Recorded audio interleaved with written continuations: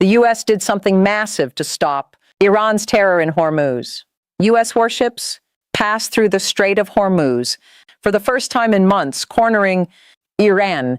But this was only the beginning.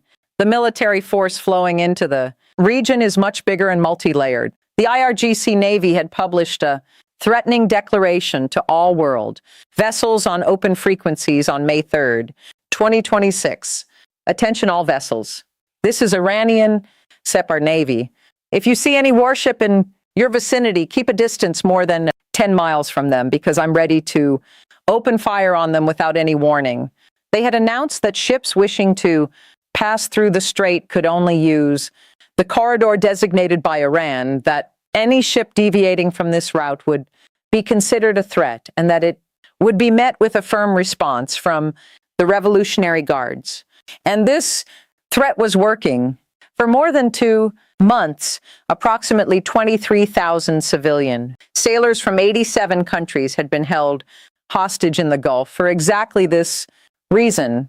The IRGC was using these people as a bargaining chip, trapping sailors from countries with no connection to the conflict simply because it could. At least 10 civilian sailors had lost their lives in the process. This declaration was essentially an official ultimatum, emphasizing that any contrary action would be considered a direct threat and met with a decisive military response. On May 4th, 2026, the U.S. moved to break this picture. Iran had broken the ceasefire and launched attacks on ships in the Gulf and on the UAE, but the U.S. responded with a cool and professional countermove. Project Freedom had begun. 3 destroyers advanced toward Hormuz. An air protection umbrella consisting of F-35B stealth fighters and AH-64 Apache attack helicopters was established above them, and the corridor declared by the IRGC was completely ignored. The IRGC responded instantly. It activated its naval radars, sent warnings to the American destroyers, and deployed its speedboats into the sea. But these boats did not head directly toward the U.S. warships. They spread toward commercial cargo ships trying to transit through the strait. The aim was probably to create panic by paralyzing civilian traffic. This calculation completely backfired. Apache and Seahawk helicopters launched from the destroyers locked onto the Iranian boats. Against advanced thermal optics and smart munitions, the small boats were sunk within seconds. A total of 7 IRGC fast attack boats were destroyed. There wasn't a single scratch on the U.S. side. And what happened next was the IRGC's worst nightmare. 2 U.S. flagged commercial ships successfully passed through Hormuz under escort. 3 destroyers positioned in the Persian Gulf. The U.S. is now patrolling the strait where the IRGC had said, whoever enters cannot leave. Secretary of State Marco Rubio stated clearly at the press conference that the operation was defensive in nature, but that retaliation would follow any attack. And he announced that the 7 Iranian boats that ignored warnings were now lying on the seabed along with the rest of Iran's navy. The declaration the IRGC had issued 3 days earlier had effectively been thrown in the trash. So did the IRGC actually have the power to stop this passage? The answer to this question lies in objectively examining Iran's remaining coastal power in Hormuz. According to AOL's Qashm Island analysis, the underground missile complexes and shelters on Iran's strategic island are still in place. According to Iran Press's February 16th, 2026 report, the coastal anti-8 ship, missiles and kamikaze drones demonstrated in the IRGC's Smart Hormuz. Control drills are designed for short-range operations in narrow waters. Mine laying capacity is also technically available, but there appears to be a deep gap between this capacity on paper and reality on the ground. The IRGC's famous swarm tactic collapsed against Apache helicopters. The conventional Navy had been largely destroyed in earlier phases of the war.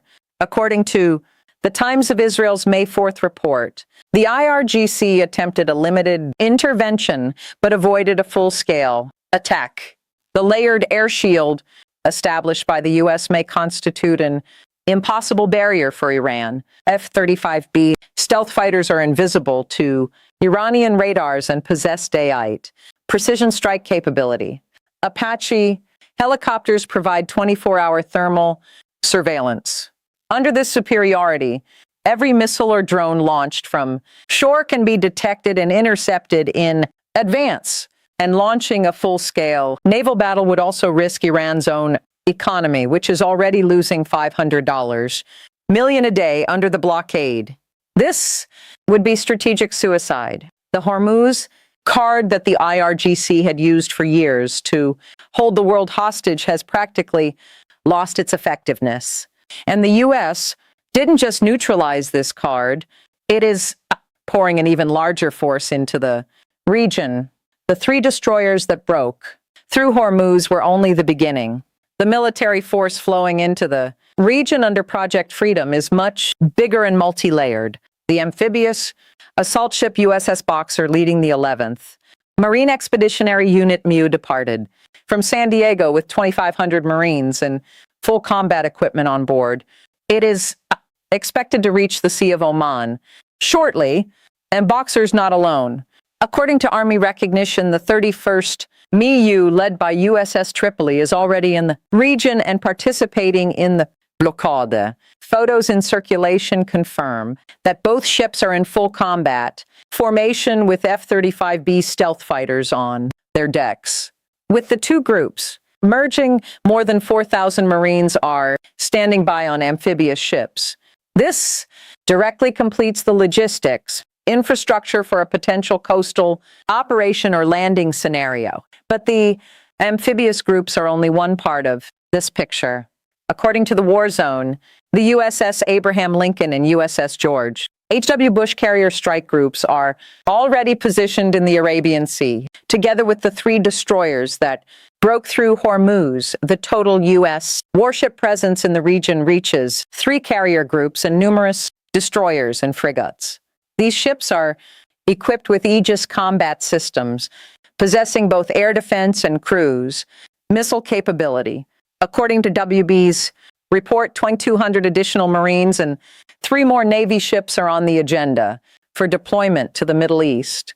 Images shared by U.S. Marine Corps Command confirm that units are in preparation. Beneath the surface, a silent deterrent is in play. The U.S. nuclear submarine fleet never officially discloses its movements in the region, but analysts assess that at least one Ohio-class guided missile submarine is positioned near the Persian Gulf, each capable of carrying 154 Tomahawk cruise missiles.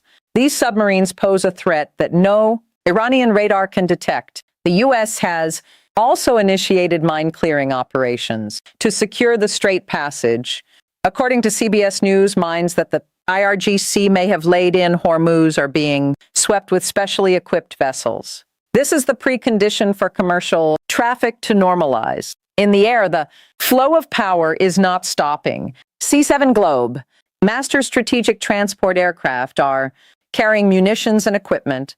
The large U.S. tanker fleet is refueling. Fighter jets midair and F-15, F-16, and F-A-18 fighter jets launching from Gulf. Bases are monitoring the region 24 hours a day. This is where the F-35B factor completely changes the equation.